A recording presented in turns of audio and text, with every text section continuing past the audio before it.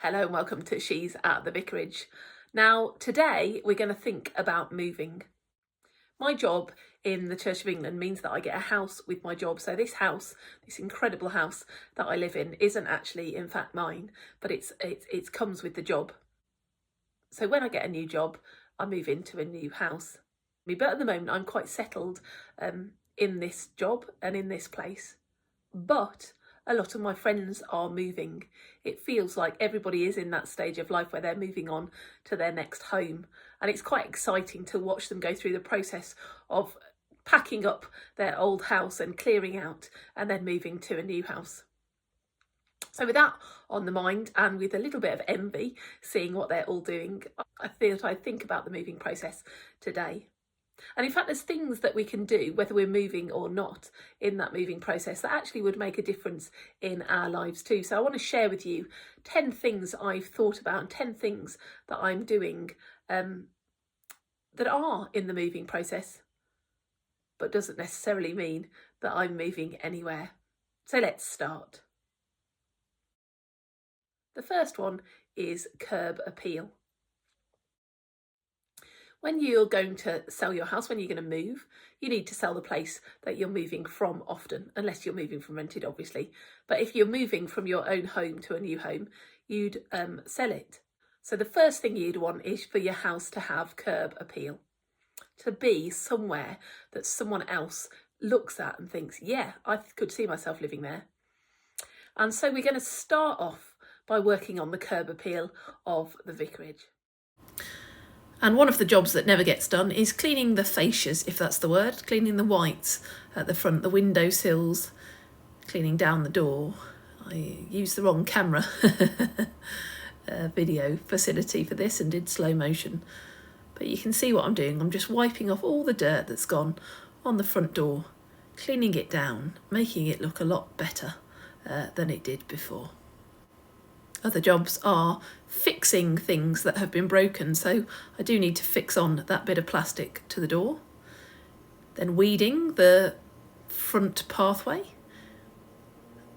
Also weeding and making the front borders look better. So that's the jobs that we're getting done in our front. Only half done. It's a start for me, but the curb appeal of your property is probably one of the first things that you can think about. And actually, driving home with this bed done fills me with joy too. So it's worth doing it whether you're moving or not to improve the curb appeal of your house. The second thing I take from moving house is decluttering, because not everyone likes the process of decluttering. Not everyone wants to be a minimalist, which is my aspiration. But people like to kind of clear out some stuff when they move. There's obvious things to declutter. So the decluttering process is something to adopt. And so I am decluttering my office this week, trying to get rid of some of the clutter. One of the main reasons I probably can't move house at the moment is the state of my office and all that is in there that needs to be done. Or it's kind of like where jobs go to die. It's lots of things I need to do, intend to do, and haven't done. And so let's work on decluttering the office. Now, I'm not planning on getting it all done, but obviously if I'm moving soon, I need to start that process too. So decluttering is an obvious one when we're getting ready to move, getting rid of the obvious things that aren't going to move with you, the things you've held on to that you've intended to go but haven't quite got round to going. One of the things I've held on to are these books which go into our church honesty library. Instead of decluttering them, I wanted to just record them in my reading log before getting rid of them. It's a job I've put off, but a job I have now got done in the office. That's an obvious job of decluttering. A less obvious one was when I decided to go through my bookshelves looking for something, and actually decided to go through and be realistic about some of the books that I was keeping and letting them go instead. And so you'll see now that I gained a pile of books to declutter, a couple of records, wireless headset, some photo paper and a book. So that's what I managed to declutter from the office. Then I had that mindset where I was decluttering, and so I went through other places too. Diane in Denmark just mentioned recently in one of her videos that she was starting to declutter, to downsize. And actually, if you go through your house with the mindset that you may be moving soon, it does encourage you to look for things that can go. The weighing scales we've replaced, and so the old scales needed to go. And then also in the garden, there is a parasol holder which has a hole in and just needs to go, along with that spade, and also a pocket kite we never use as well.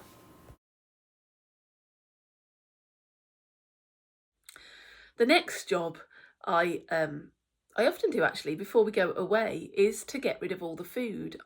I don't know about you, but I try desperately not to have food waste, and yet my contents of my pantry and my fridge and freezer tend to build up. So making a conscious effort to clear down all the food. When we moved house over 10 years ago, I made sure even that we used up all the spices, so there was less and less to move with. And so I'm going to challenge myself over the coming few weeks to declutter the food. But first, let's just have a look through the fridge and freezer and see what can go straight away. And once I got started, I decided I also needed to clean this fridge.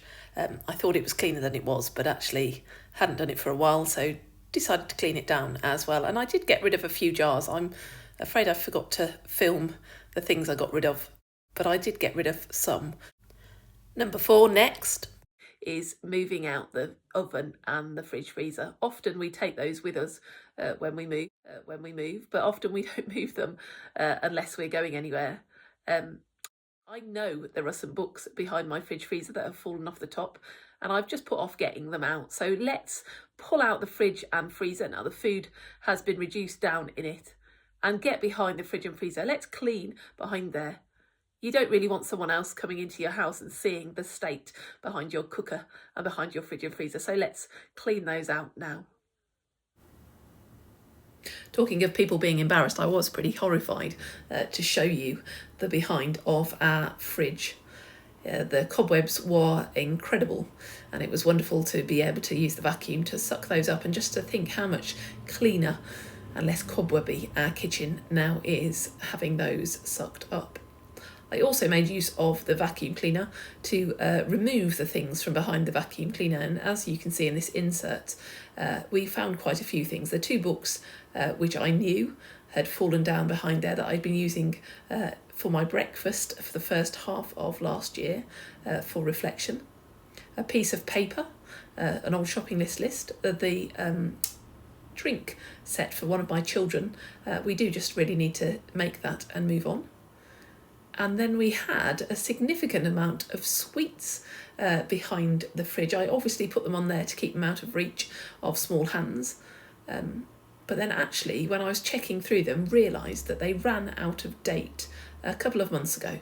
And so those candy canes can go. There are actually, in fact, 3 packets of candy canes, all out of date. So what an incredible waste, although probably saved our teeth. And then these lovely sweets that we get from when we go to France in the summer, and they were actually out of date on the 4th, so the April 2023, so over a year out of date. I can't imagine when we got them and how they fell out behind the fridge, but there we go. A 5p piece and a picture. And so significant amount really of rubbish to throw away from behind the fridge. And then after vacuuming up the worst of the fridge, I did start to clean it by reaching in with a cloth and some spray and cleaning that floor. I didn't capture it, but in the end, I used the mop as well and totally cleaned the floor that it looked like a brand new floor before pushing the fridge back into its place. And so I'm glad to say that even if we move tomorrow, I won't be embarrassed of seeing behind the fridge. I would have been, but I won't be now. Maybe that's a challenge for all of us to go and clean behind our fridge and our cookers. As you can see, with just wiping, it does improve the state quite a lot. And then the 5th task, probably pre-move, is to really go through and get rid of the things you've intended to get rid of. And by this, I mean the little things. I don't know about you, but I have an envelope of stamps that need to go to a charity stamp collection. I have some old coins that just need to be taken to the bank and put in their collection of old and foreign coins.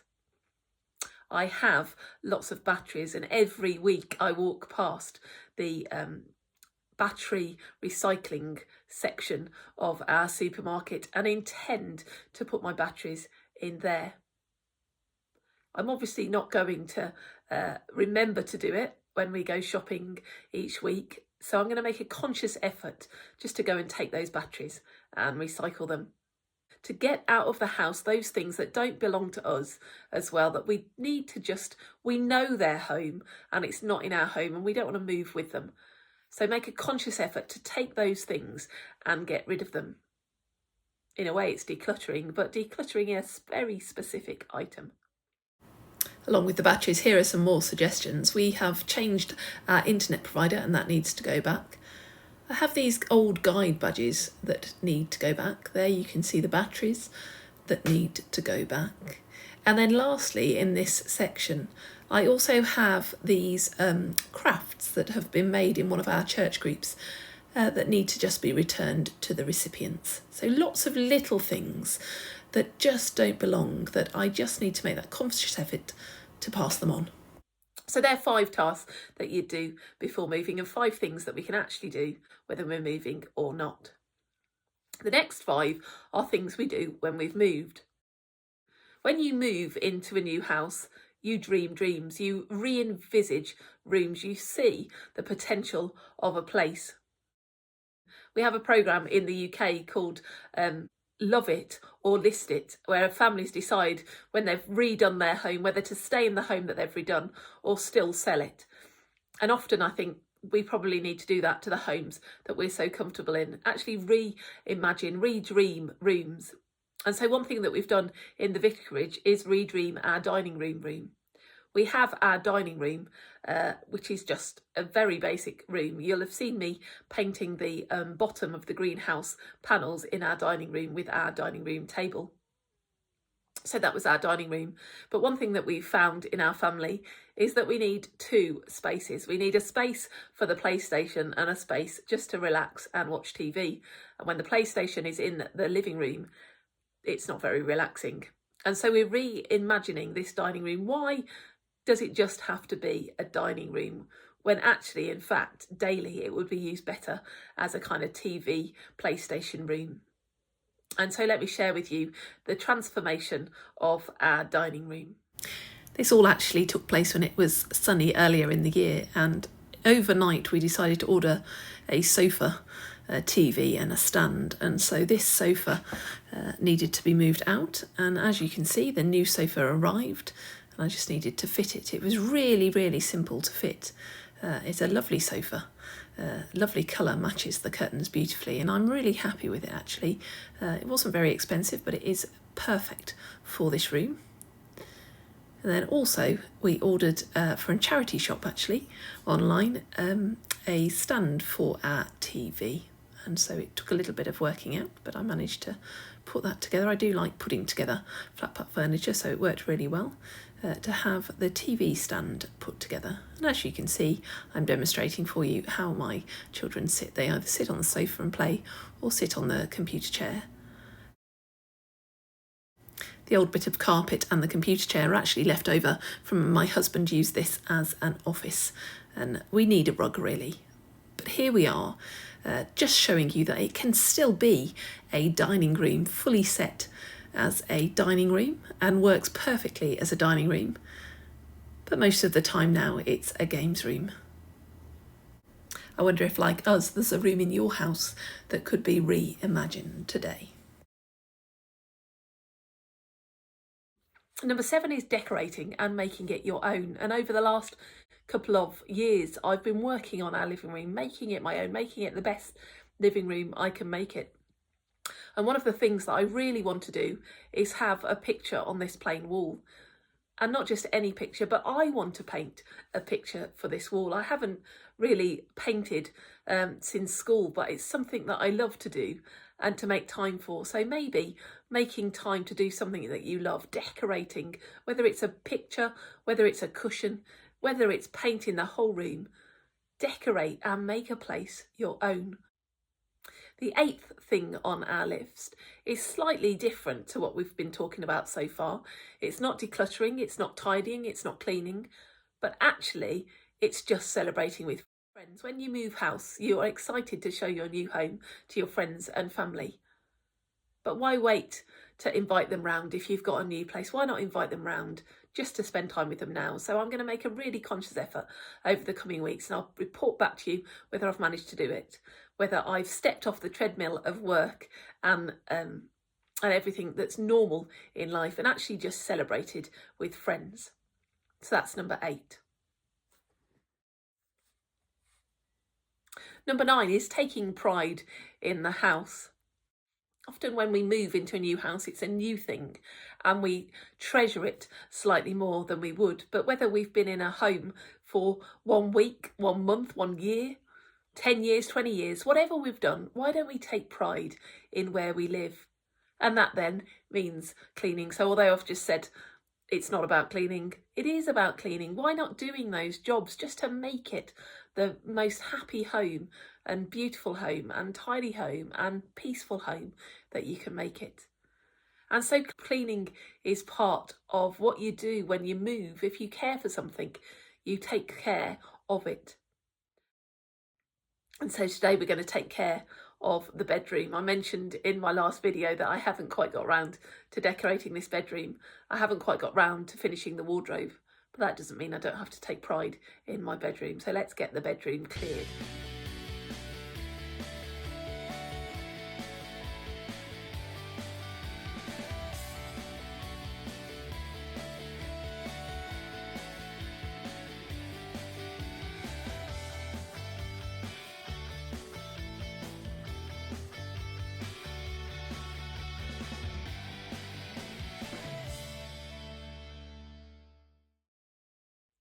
And it kind of shows that moving is a bit of a cycle, because number 10 is getting rid of the things that don't work. I guess we've all probably got things in our house that we'd love to fit our style or we'd love to fit into a room, but actually they don't work. They don't fit into the space that we have. When we move house, we often move with things that actually don't fit the new house. But I wonder whether in the house that you're currently in, whether there's things that actually don't fit that house. One thing that we have is this sofa. I absolutely love this sofa. It was in my parents' sun lounge and it was lovely to sit in the sunshine on this wicker bench. But I don't have a sun lounge and I don't have a summer house.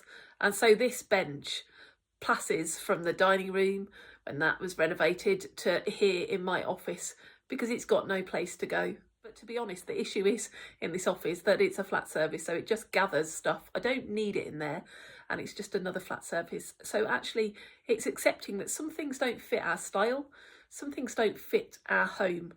And so it's making that conscious effort to get rid of them. And so there's 10 things that I've suggested, whether you're moving or not, but actually they're part of the moving process, things that we can adopt into our daily lives. So I hope you've enjoyed this video. If you've enjoyed it, please subscribe. Thank you for all those that have subscribed. Thank you for everyone who follows and makes lovely comments on my videos. They're fun to make. I do enjoy sharing my life and my home with you. So do take care and God bless and have a wonderful week. Bye.